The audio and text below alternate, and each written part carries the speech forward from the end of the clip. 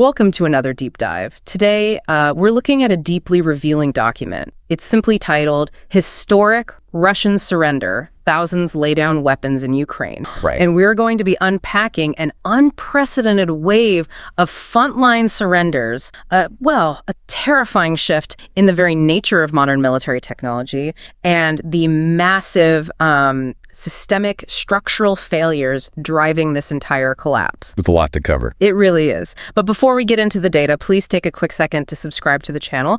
It genuinely helps us keep bringing you these in-depth analyses. Absolutely, because this is a profoundly complex source document. It touches on the very foundation of how this conflict is currently operating on the ground, which, as the text reveals, is vastly different from the narrative being projected to the global public right now. Yeah, and because we are dealing with a text that dissects an ongoing conflict, we need to establish a crucial political disclaimer right here at the start. Very important. The source material we're examining today contains highly politically charged content. I want to make it unequivocally clear to you, the listener, that neither of us are taking sides here. No, not at all. We are not endorsing the viewpoints of the text, nor are we making any political judgment. Our job today is to impartially report the data and convey the ideas exactly as they are presented in this original source document. Exactly. And to tackle this material effectively, we're going to approach it from two distinct analytical angles. I will be looking closely at the structural elements, to the raw data, the strategic breakdowns within the command hierarchy, and the broader macroeconomic implications for the state. And I'll be focusing on the human element, because beneath the operational strategies and the geopolitical maneuvering, there are individual people caught in an incredibly devastating plight, facing conditions that challenge basic human survival. Right. So, okay, let's unpack this, because the contrast between the broadcasted public narrative and the reality in the trenches is stark. It's like two different worlds. The document details an elaborate, highly curated facade constructed by the political leadership. I mean, if you monitor their national television broadcasts, you see state-appointed officials projecting an image of unshakable control. Yeah. The narrative is flawlessly scripted. They claim that casualties are within manageable thresholds, that domestic recruitment is robust, and that the military apparatus is operating with complete stability. It's this methodical rhythm of forced reassurance, pumped out to both the domestic population and the international community. But when you look past the broadcast and actually examine the internal metrics, Almost falls apart. Completely falls apart. The reality on the ground is a completely different universe. According to the data I have right here, official records indicate that since the year 2022, more than 250,000 cases of desertion and direct insubordination have been formally brought before military. That number is just 250,000. Yeah. And the text notes that this only accounts for the formal process court case. Hundreds of active duty personnel simply vanish into the fog of war every single month without a trace. It's a massive, unaccounted for evaporation of manpower. What's fascinating here is how the very mechanics of this evaporation, specifically the act of surrendering, have fundamentally evolved. We aren't just looking at a traditional collapse of troop morale. We are looking at the terrifying future of armed conflict unfolding in real time. Oh, the drone stuff. Yes. Historically, a soldier who recognized defeat would raise their hands, step out of a fortification, and walk toward enemy infantry line. Today, the text notes, soldiers are actively surrendering to kamikaze ground robots and hovering aerial drones. Even when there's nobody around. Exactly. Even when there is absolutely no opposing human infantry for miles around. Leave it to the 21st century to digitize giving up. I mean, you don't wave a white flag at a person anymore. You're essentially trying to Bluetooth pair your surrender to a hovering piece of plastic with explosives taped to it. It's dark, but that is exactly what is happening. And it completely alters the human psychological threshold in combat. You have an autonomous or remotely piloted machine constantly circling overhead, bringing the agonizing uncertainty of exactly when it will strike. Right. But the drone threat is only the technological half of the equation. The source argues that the rot goes much deeper into the structural core of the command hierarchy. Soldiers are throwing down their weapons because they realize they have been entirely abandoned by their own logistical and command structure. Yeah, and the document highlights a specific incident in the Kupiansk sector that really illustrates this, which, for context, has been a brutal, largely static front where winter conditions turn the trench networks into just freezing mud traps. Terrible conditions. Unimaginable. You have an isolated infantryman trapped in these conditions for weeks. There is no troop rotation, no adequate ammunition resupply, and no basic food provision. So he uses a smuggled smartphone to reach an automated surrender chatbot run by the opposition. A chatbot. It ceases to be a question of national patriotism. It becomes a primal, desperate struggle just for basic biological survival. And once he establishes that communication, Opposition reconnaissance units actually map out a safe extraction route for him. We are seeing structured, state-sponsored evacuation corridors created specifically for a collapsing adversarial army. But the climax of that specific extraction story is incredibly grim. When the soldier is finally making his escape along that route, his own rearguard units realize he's attempting to surrender. Right. And those rear units didn't aim their weapons at the advancing opposition forces. They opened lethal fire directly on their own retreating comrade. Wow. He chose to seek refuge, fully knowing the cost might be taking a bullet in the back from the very army that drafted. See, when a military apparatus begins hunting its own fleeing personnel just to maintain the illusion of a fortified front line, the structural integrity of that force is functionally dead. It shifts from a cohesive fighting unit to an open-air prison. It really does. Before we dig into the specific demographic data of who exactly is trapped in that open-air prison, I want to take a quick pause. If you are finding this deep dive informative, please take a moment to like the video, leave a comment, and subscribe to the channel. It really helps us out and lets us know you want us to keep unpacking complex sources like this. Moving into the specific data from 2024 and 2025, we find undeniable mathematical proof of this structural decay. The year 2025 officially recorded the absolute highest number of voluntary surrenders since the initial invasion began. Yeah, the numbers are wild. On average, the data shows a staggering 60 to 90 soldiers raising the white flag every single week. The document also highlights a terrifying peak in August of 2024, where 350 soldiers surrendered in a single 7-day period.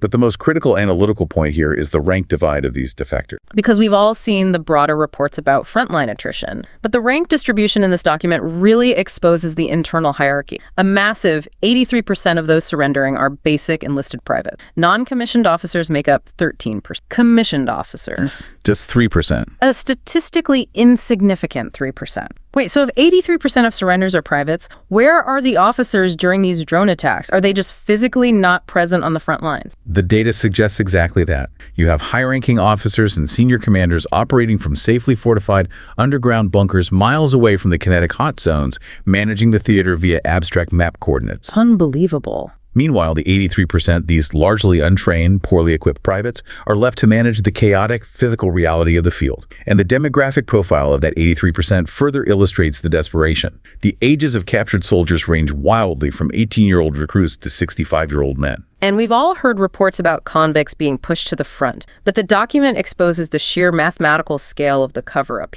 Officially, on state paperwork, 76% of these men are classified as contracts. Right. Which sounds very official. Yeah, that terminology is supposed to imply they are highly trained, professional military personnel who volunteered for a career. But that classification is a deliberate administrative illusion to maintain the facade of professional military. The text points out that the vast majority of these so-called professionals are actually convicted murderers and violent thieves, hastily released from maximum security prisons under controversial amnesty programs. Staggering. They're deployed alongside deeply impoverished individuals lured by private military companies with false promises of lucrative payout. And the rest of the breakdown shows only 19% were forcibly conscripted through the regular draft, and 5% are young men trying to finish their mandatory peacetime service. But the medical data of these captured personnel is what truly highlights the human crisis. Yes. The public health situation among the ranks is documented as severe. Routine medical examinations of captured personnel reveal hundreds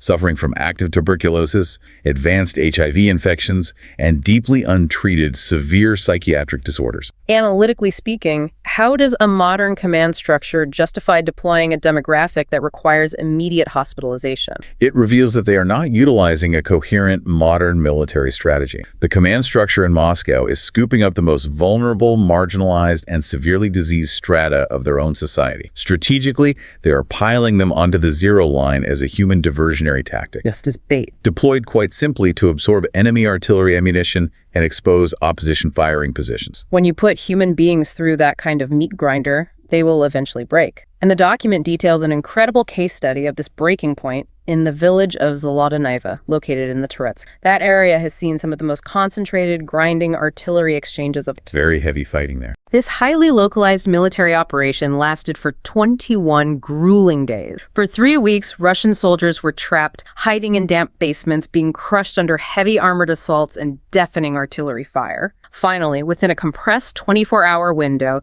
18 Russian soldiers voluntarily surrender. Mass surrender. But what makes this notable is who they surrendered to. Ukraine's 12th Special Purpose Brigade, commonly known as Azov. And this specific surrender connects directly to the broader mechanisms of state propaganda. The Russian state media apparatus has systematically portrayed this specific Azov unit as merciless executioners. They've been formally declared a terrorist organization by the Supreme Court in Moscow. Right. This messaging is part of a larger, highly aggressive strategy where state-aligned propagandists regularly appear on primetime broadcasts, literally threatening the globe with nuclear annihilation, claiming the world must end if the state doesn't achieve absolute dominance. They frame every strategic setback as part of an existential holy crusade against monsters. And domestically, they've engineered an environment of severe paranoia to enforce that framing. Plainclothes state security agents frequently appear on news programs, actively instructing the public to surveil and report their own neighbors, co-workers, or anyone typing dissenting words online. Silence or a lack of overt enthusiasm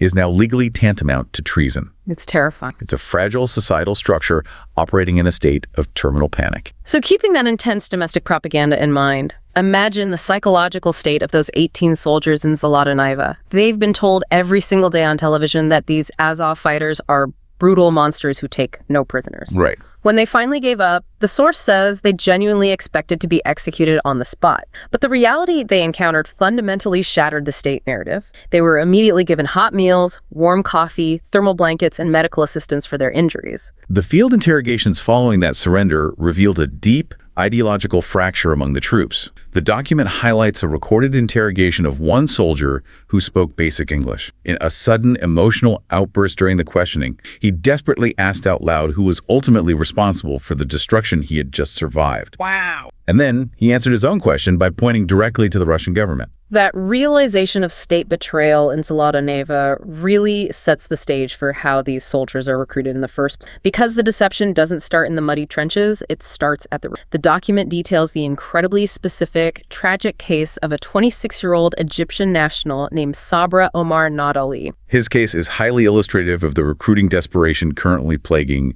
the military apparatus. Sabra was an educated student studying computer science. He traveled to Russia to find a better life, trying to bypass the strict visa barriers of Western Europe, and he gets this employment offer while he is literally just working a normal shift at a branch of Burger King in Russia. At a fast food restaurant. Yeah.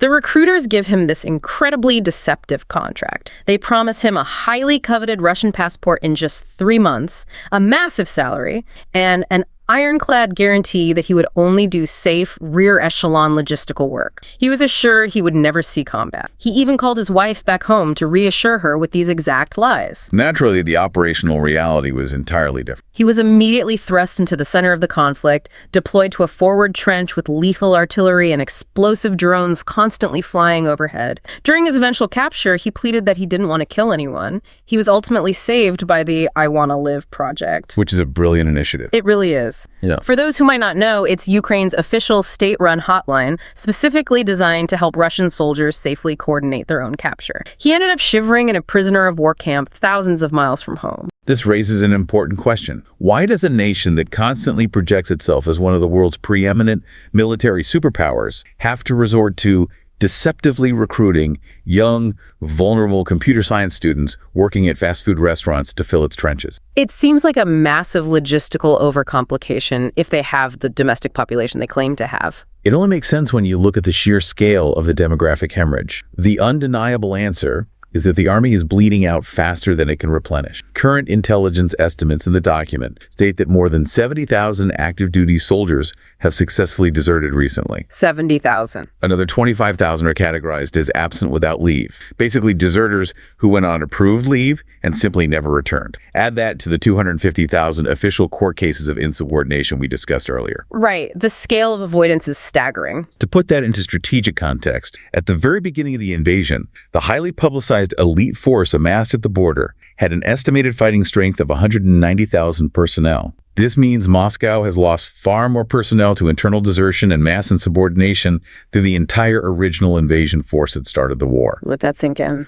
The military apparatus, as of January 2026, is structurally losing 9,000 more soldiers every single month that it can successfully recruit, train, and send to the front. So a net unrecoverable loss of 9,000 men a month isn't just an empty trench. It means they are fundamentally losing the ability to conduct offensive operations or even properly rotate exhausted defensive units. But if they are bleeding 9,000 men a month and ordering a general mobilization as political suicide for the Kremlin after the 2022 brain drain, how are they quietly filling these gaps without triggering another mass exodus? They're relying on a shadow mobilization. The Kremlin is absolutely terrified of repeating the panic of September 2022. When they declared a partial mobilization back then, an estimated 900,000 largely young, educated professionals permanently fled the country. Right, I remember that. It's a catastrophic brain drain. To avoid a repeat, the State Duma rapidly passed draconian new laws this past February, operating entirely in the shadows. What kind of laws? They fundamentally altered legal definitions.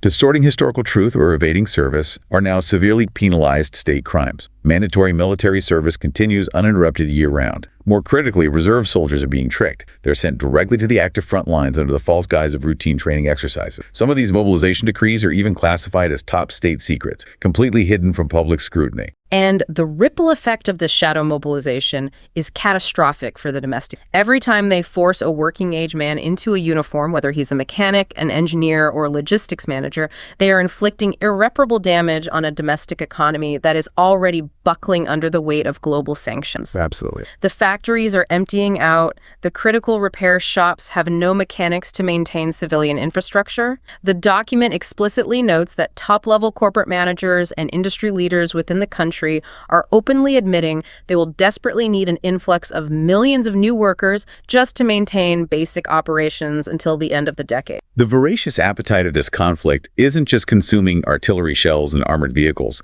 It is actively consuming the demographic and economic future of the nation itself.